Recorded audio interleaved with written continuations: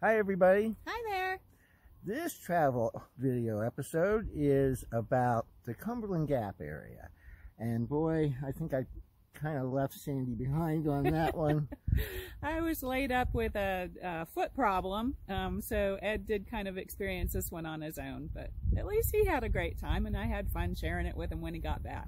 I did. I had a wonderful time. I like to hike, and ever since I was a kid, Daniel Boone trails, oh yeah, baby. But we've got a lot of great footage to show you, and there's some special things that I didn't know about the area until we arrived and started to explore. So I hope you enjoy it, and if you do, please subscribe. And without further ado, here comes Cumberland Gap. Yay! Hi, I'm Sandy. And I'm Ed. And this is General, our totally awesome water dog. We used to live on the Outer Banks in North Carolina, but one day we found both of ourselves unemployed. So we decided to take a chance. We sold everything, bought a trailer, and left to explore America. We're learning as we go along, but we still make mistakes. But we get a lot of things right too. So come join us as we learn to RV full-time, explore America, and share in our exciting journey of discovery. Our next adventure is just over the hills.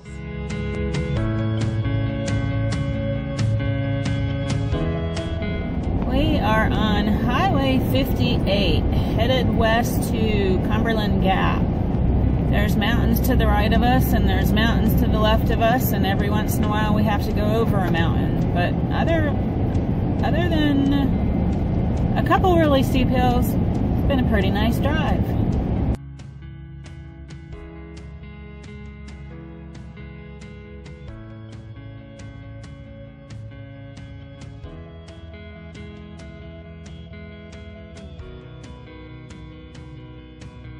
We are in the town of Cumberland Gap, very small town, very small historic town. Kind of wandering around just to see what's in here. We're taking this very short trail to the iron furnace. Not quite sure what that is, but we're on our way to see that. And just ran across this little spring. So here's the iron furnace.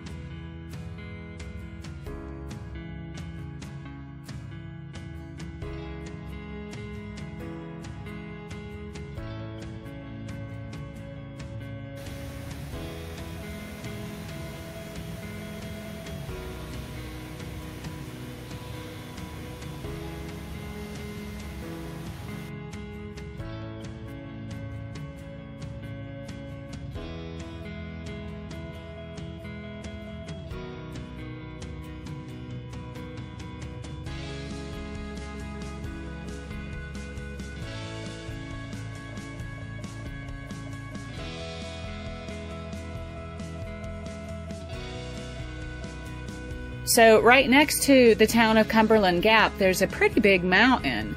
And on the other side of that mountain is the town of Middlesboro, Kentucky.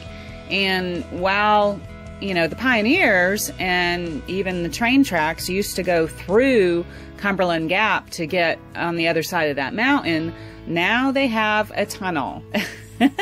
So we would have to take this tunnel regularly to get from our campground to the town of Middlesboro, where the Walmart and the shops and restaurants are. Not a long drive. It's still only maybe 5 to 7 miles. And also the visitor center for the Cumberland Gap National Park is on the other side of that mountain. So we have to go through the tunnel to get to that too. At the visitor center, they had this placard that had written on it all the trails that were in the area. So Ed took General for his walk on one of those trails, and they ended up coming across this creek. So I met them out there by that creek, and this ended up being General's go-to water spot for the entire time that we were in Cumberland Gap, which was about, I think, 10 days, almost 2 weeks that we were there.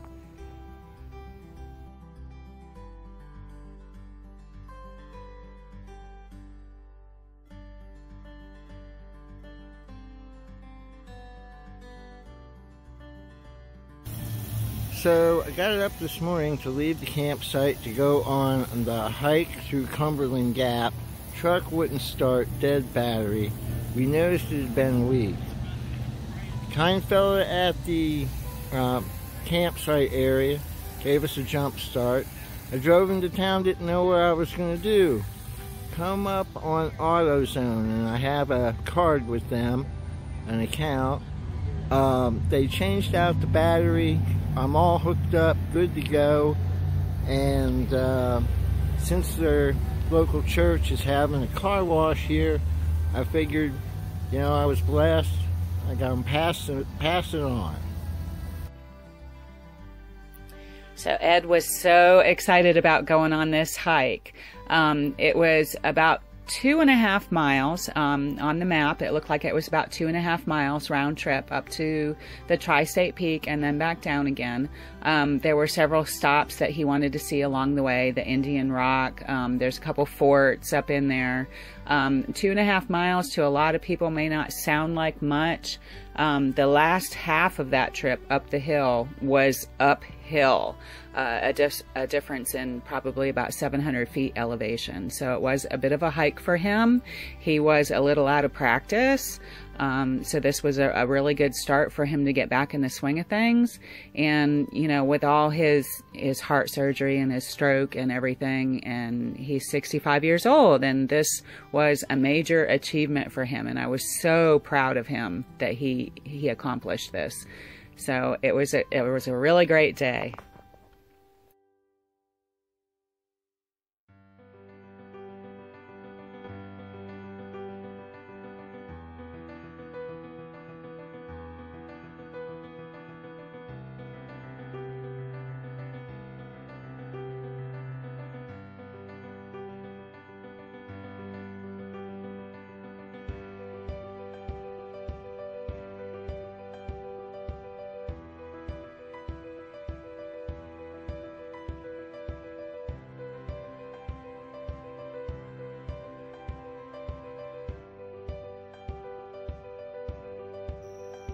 So I'm hiking the historic Cumberland Gap, and you know, you sure can see why they called this the Gap. I mean, looking up, I'm sure this camera ain't doing it justice, but that's a tall mountain right there.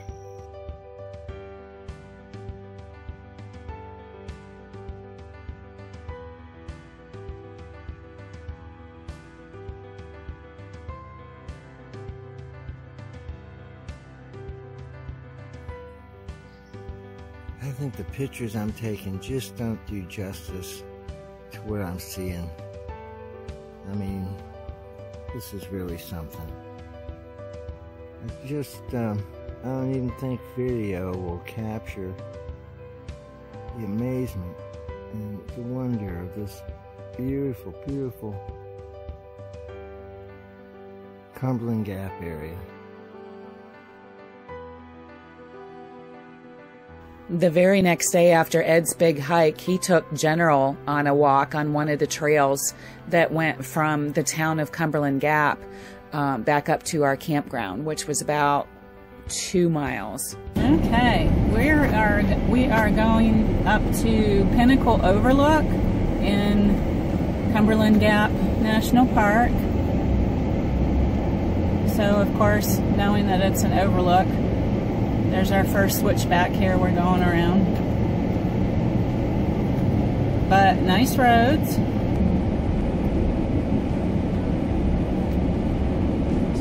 Another switchback. Whee!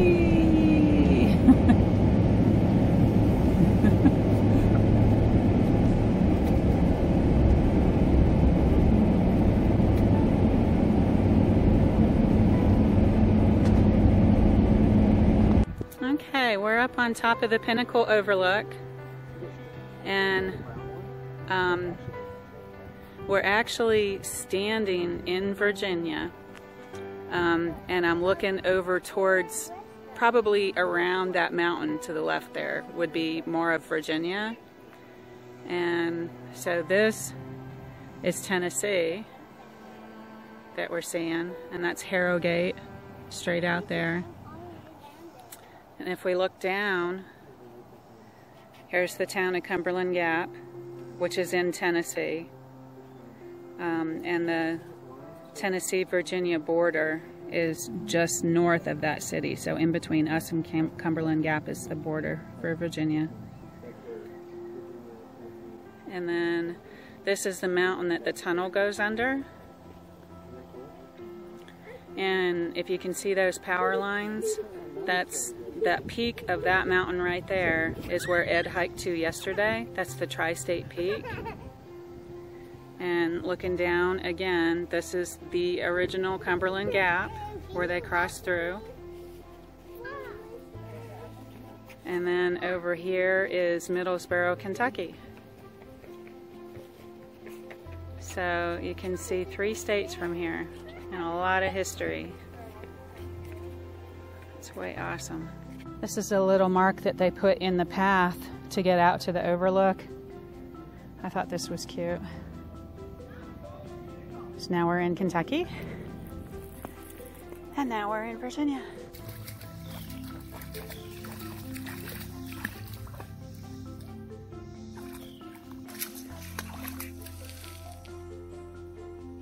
Give Daddy's camera a big kiss. The deer keep walking right through our campground. That's so awesome.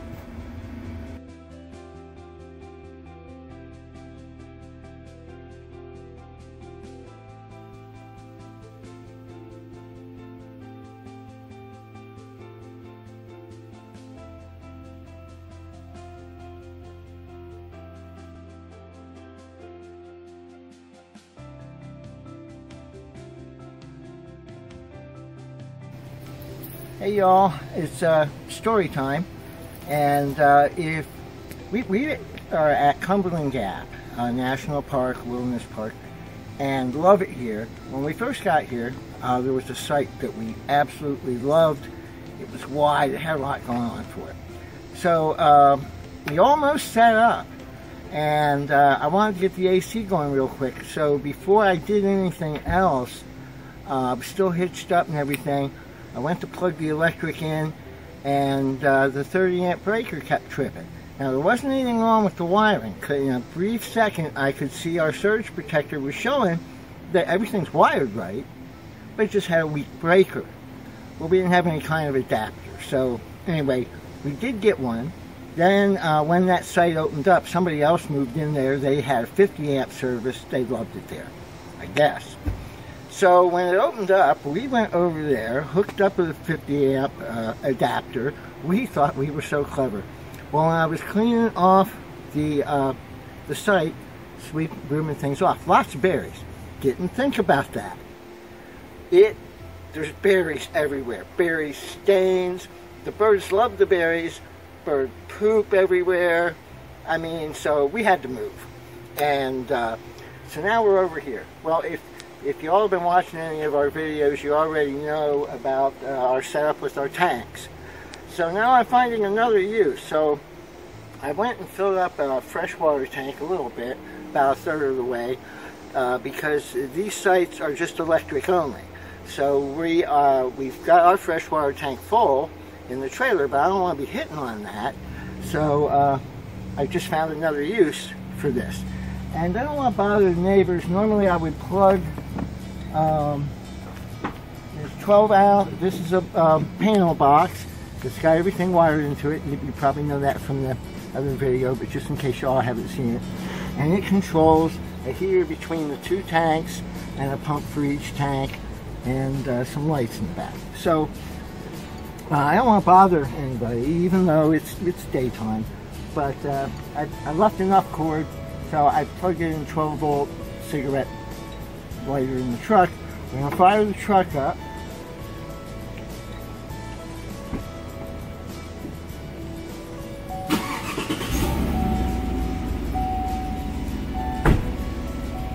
going to hit the number 2 switch. It's already on. And so now this is our gray water hose that we use for hooking up to flush out the black water tank flush. But now it's come in handy for this.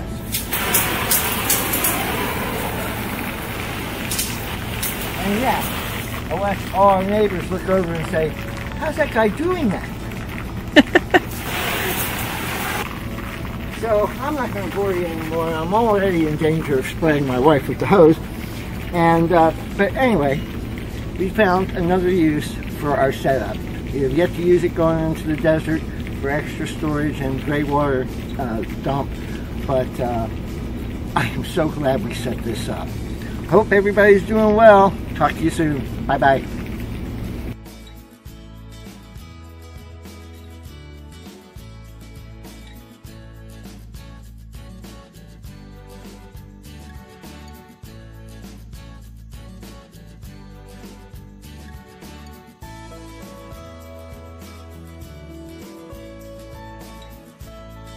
It's not every day that you see a Rolls Royce driving around anyway, but this one just happened to pull into the campsite right next to us. These folks were really awesome.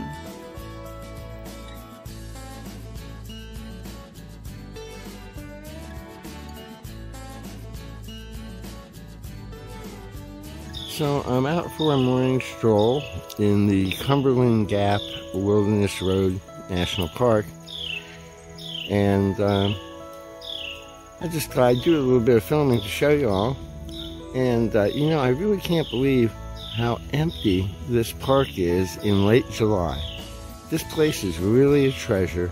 So we're leaving Cumberland Gap and we have to go through a tunnel, and we're stopped. And the reason we're stopped is because I never knew this about tunnels, but like a flammable tanker trailer has to pull over into this lane on the other side of this wall you see here, and he has to wait for an escort car. They hold all the traffic up, the tanker truck goes through the tunnel, and when it exits the other side, then we can go. And now we're getting ready to go. I never knew that.